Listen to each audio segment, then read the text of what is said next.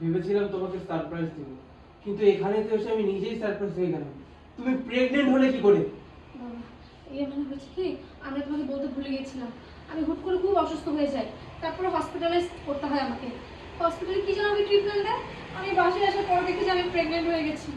বিশেষ করে আমি ভেবেছিলাম তোমাকে জানাবো, কিন্তু কিভাবে জানাবো এর জন্য আসলে তোমাকে বলাই হয় নাই। আমি কি ছোট বাচ্চা? হ্যাঁ, যে তুমি আমাকে ভূগোল বুঝাবে আর আমি সেটাই বুঝে নিব? তোমার কি মনে হয় বলো তো, আমি কিছুই জানি না? আরে আমি এতদিন দেশের বাইরে ছিলাম, প্রত্যেকটা দিন তোমার সঙ্গে ফোনে কথা বলতাম। কই একটা বারের জন্য তো তুমি আমাকে এই কথাগুলো জানাওনি যে তুমি প্রেগনেন্ট। তাহলে আজকে কেন আমাকে এসে এই সিচুয়েশনটা দেখতে হলো, এই দৃশ্যটা দেখতে হলো? এতদিন তুমি আমাকে ফোনে জানাওনি কেন?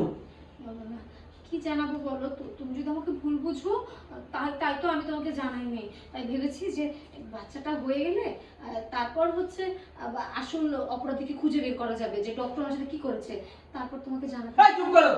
কিসের অপরাধী? হ্যাঁ, কিসের অপরাধী? আমি দুধের বাচ্চা, যে আমাকে ভূগোল বোঝাবে আমি সেটাই বুঝবো? তোমার ব্যাপারে তো আমার অনেক আগে সন্দেহ হয়ে গেছিল। যখন ফ্ল্যাশব্যাক গেছে, ফ্ল্যাশব্যাকিং করি। হ্যাঁ, ভিডিওটা দেখাবে না?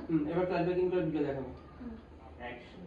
এখনো বুঝতে পারছো না? না, এক সেকেন্ড দেখো তো ভিডিওটা। এই ভিডিও তোমার কাছে কিভাবে আসলো? এই ভিডিও আমার কাছে কি করে এলো? এই ভিডিও আমাকে নীলা ভাবে পাঠিয়েছিল। নীলা ভাবের মুখ থেকে হাসিস কেন বল? নিজের বউরে ভাবি শুনে হাসি আসবে না? বউকে এখন ভাবি বলছি। আরেকটু কাছে নেন, দেখো ডায়লগ কিন্তু মিল গেছে। ক্লোজে দিস, তুমি বাসে ঢুকলে কি করে? ক্লোজে দিয়ে দিস। মানে মাস্টার শেষ করো। হ্যাঁ। চলো তাহলে যাও। মাস্টারে আমি চলে যাই, হ্যাঁ, মাস্টারে চলে যাই। চলে হ্যাঁ, যাও।